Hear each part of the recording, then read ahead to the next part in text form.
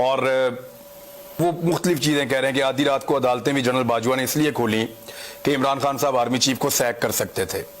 حالانکہ اس رات کو ہم وہیں پہ تھے, ہم نے ایسی چیز کوئی دیکھی نہیں, اور بھی بہت سارے صحافی تھے. تو خان صاحب ایکچولی جو لوگ ان کو لے کر آئے تھے, اب وہ ایک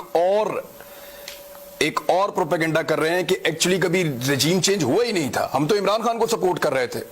اور یہ بات کوئی اور نہیں کہہ رہا, آپ کا سب سے قیمتی اتحادی مونس صلاحی کہہ رہا ہے کہ ہمیں سب کو تو جنرل باجوہ کہہ رہے تھے کہ عمران خان کے ساتھ کھڑے ہو جاؤ جا کے, اور وہ تو دریاؤں کا رخ انہوں نے موڑ دیا تھا عمران خان کے لیے.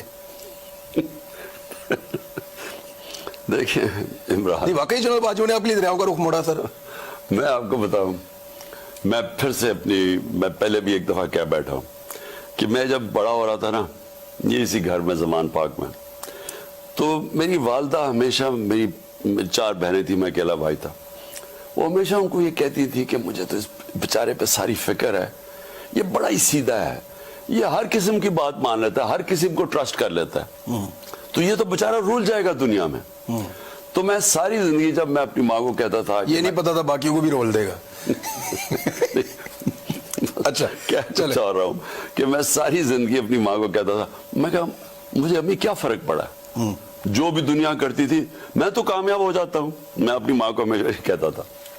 میں نے کبھی فیل نہیں کیا کہ یہ ایک کمزوری ہے کہ لوگوں کو ٹرسٹ کرو. میں لوگوں کو ٹرسٹ کرتا ہوں, اگر لوگ مجھے کوئی بات کہتے ہیں میں سمجھتا ہوں یہ ٹھیک کہہ رہا ہوگا, کیونکہ میں کیوں اس کے اوپر شک کروں. میں اپنے بیٹوں کو بھی کہتا ہوں کہ یہ زیادہ بہتر ہے, یہ ایک دلیر آدمی کی نشانی ہے کہ وہ کسی کے اوپر شک نہیں کرتا. یہ کمزور آدمی ڈرتے رہتے ہیں لوگوں سے کہ جی مجھے دھوکہ نہ دے.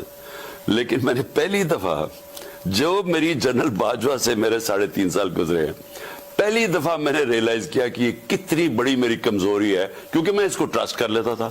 جو جنرل باجوہ کہتا تھا میں کہا ہاں ہم دونوں ملک کے لیے ہیں, اسٹیبلشمنٹ ہے, فوج ہے, ہمارے انٹرسٹ ایک ہی ہے کہ ملک کو بچانا ہے. مجھے یہ پتہ ہی نہیں تھا کہ کس طرح میرے سے دھوکے دیے گئے, جھوٹ بولے گئے. یعنی ہم آخری دنوں میں بھی جب ہمیں پتا تھا کہ یہ سازش چل رہی ہے, مجھے آئی بی کی رپورٹ آ رہی تھی کہ گیم چل رہی ہے. اب آئی بی والا سٹیٹمنٹ دے گا میں نے کوئی رپورٹ نہیں دی تھی, اس سے بھی نکلوا لیں گے تھوڑے دنوں میں. وہ کیا بچارے نکالیں گے, وہ بچارہ وہ بھی مجھے ڈر کے کہتا تھا, چیزیں بتانی شروع کر گیا. مجھے وہ رائٹنگ میں نہیں دیتا تھا, مجھے خود آ کے بتاتا تھا کہ پتہ نہ چل جائے. تو وہ جب ہمیں پتہ چل گیا کہ پوری گیم ہوئی ہے, نواز شریف سے ان کی بات چیت چل رہی ہے, انہوں نے پلان بنا لیا ہے, خاص طور پہ جب فیض کو جب ہٹایا تو اس کے بعد ان کی گیم تو چل پڑی تھی, تو مجھے تو پتا تھا. میں جب جنرل باجوہ سے پوچھوں, ہو ہی نہیں سکتا, ہم تو کنٹینیوٹی چاہتے ہیں, ہمیں تو یہ. میں نے جب آخر میں جب مجھے پتا چلا کہ یہ, میں نے ان سے یہ پوچھا بھی, میں نے کہا دیکھیں مجھے یہ بتا دیں, وہ میرے اسلام آباد کے گھر میں, وہ میں نے کہا مجھے یہ بتا دیں کہ ہمارے سارے اتحادی, ہمارے جو لوگ اپنے ایم این ایز ہیں, وہ سب کو انڈیکیشن یہ دے رہے ہیں کہ فوج چاہتی ہے کہ آپ ادھر چلے جائیں. تو میں نے, اور وہ ہمیں کہہ رہے ہیں کہ, اور آپ ہمیں کہہ رہے ہیں کہ نہیں ہم نیوٹرل ہیں, وہ ہمیں کہہ رہے ہیں کہ ادھر چلے جائیں. ایم کیو ایم کے لوگوں نے ہمیں دبی لفظوں میں ساروں نے کہا, وہ بیک تو کنٹرول میں ہی ان کے تھی, وہ شزان بگتی تو ان کے بغیر ہلتا ہی نہیں تھا. تو ہمیں تو پتا, تو ہم حیران کہ یہ مجھے کہہ رہے ہیں کہ کچھ نہیں ہے, ادھر سے اور سگنل مل رہے ہیں. میں نے ان کو کہا کہ یہ سمجھ جائیں کہ اگر آپ نے اس وقت گورنمنٹ کو ہٹا دیا اور پولیٹیکل انسٹیبلٹی آ گئی, تو میں آپ کو بتا رہا ہوں کہ کوئی نہیں سنبھال سکے گا آپ کی اکانومی کو, اور خاص طور پہ یہ چور تو نہیں سنبھال سکیں گے. شوکت ترین کو میں نے بھیجا, انہوں نے اس کو بتایا کہ یہ جناب حالات ہیں, آپ نے اس وقت اگر یہ کر دیا. 2 گھنٹے وہ بیٹھا رہا ان کے ساتھ, ایک سمجھایا اس نے سٹیپ بائی سٹیپ. تو آپ کو کیا لگتا ہے, پہلے میں سن لوں, اس کو بھی کہا کہ فکر ہی نہ کرو, کنٹینیوٹی رہے گی. اچھا, مجھے بھی کہا فکر پہ. میں نے ان کو پھر ایک دن کہا, میں نے کہا دیکھیں مجھے یہ پتا ہے کہ اب ہمیں سارا واضح ہو گیا کہ آپ نیوٹرل نہیں ہیں, آپ ان کی طرف کہہ رہے ہیں کہ ادھر چلے جائیں. تو میں نے ان کو کہا مجھے کلیئر کر دیں. میں نے کہا میرے سے یہ اب نہ کریں کہ یہ ہم آپ کے ساتھ بھی ہیں, اور میں نے کہا کلیئر کر دیں آپ ادھر ہیں یا ادھر ہیں. اگر آپ نہیں ہیں تو پھر میں اور میری اسٹریٹجی ہے, اگر ہیں تو اور اسٹریٹجی. تو انہوں نے کہا وہ کون سی اسٹریٹجی؟ میں نے کہا میں اپنے لوگوں کے پاس جاؤں گا. میں نے ان کو کہا کہ میں ایک جمہوریت میں آپ ماننے کیوں والا چاہتے تھے کہ وہ آپ کے ساتھ آئیں؟ یعنی ان کا تو کام ہی کوئی نہیں ہے، پولیٹکس میں ہونا ہی نہیں چاہیے.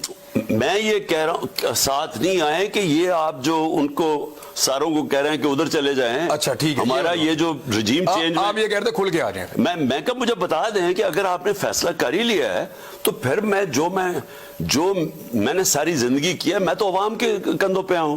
مجھے تو کسی ملٹری نرسری میں نہیں کسی نے پالا تھا نا. بھٹو کو ہمیں پتا ہے کدھر تھا، وہ ڈیڈی کہتا تھا ایوب خان کو. مجھے اس کا پتا ہے کہ یہ نواز شریف کو تو جنرل جلانی نے پالا تھا. میں تو 22 سال اپنی محنت کر کے آؤں، نیچے سے پبلک کو لے کے آؤں. تو میں کہا میں واپس پبلک میں چلا جاؤں گا. میں نے ان کو یہ کہا فکر ہی نہ کرو، ہم تو کنٹینیوٹی چاہتے ہیں، ہم تو آپ کے ساتھ ہیں. تو جنرل باجوہ نے میڈیا کو بھی کہا کہ میں سب کو گولیاں دیتا تھا. اور بعد میں پتا چلا کہ میں اکیلا نہیں تھا جس کو لال بتی کے پیچھے لگائے ہوئے تھے، اور بھی بڑے لگائے ہوئے تھے، اور خاص طور پہ ان کے اپنے کولیگز کو بھی. بہرحال ایشو میں صرف یہ کہہ رہا ہوں کہ دیکھیں جو ہوا یہ سارا اس کے پیچھے ہمیں پتہ ہے ہینڈلرز تھے. اور جب یہ ہو گیا اور جب پتہ چل گیا کہ پبلک آ کے ہمارے ساتھ کھڑی ہو گئے. 10 اپریل ایک پاکستان میں ایک ایسا وقت تھا جس میں کبھی ایسا ہوا نہیں پاکستان کہ پبلک آ کے کھڑی ہوگی، ایک وہ پارٹی جس کو گورنمنٹ سے نکالا ہے. تو جب آپ کو نظر آ گیا کہ پبلک آ کے ادھر کھڑی ہو گئی ہے، اور یہ بھی نظر آ گیا کہ لوگ ان چوروں کو نہیں مانیں گے، بلکہ ہمارے ساتھ لوگ اس لیے آئے وہ ان چوروں کی شکلیں دیکھ کے، وہ 3 اسٹوجز کی جب شکلیں دیکھی وہ لوگ ادھر آ گئے. اب جب لوگ ادھر آ گئے، انہوں نے جو اس کے بعد کیا، میرا سب سے بڑا ظلم کیا، جو انہوں نے 7 مہینے ہمارے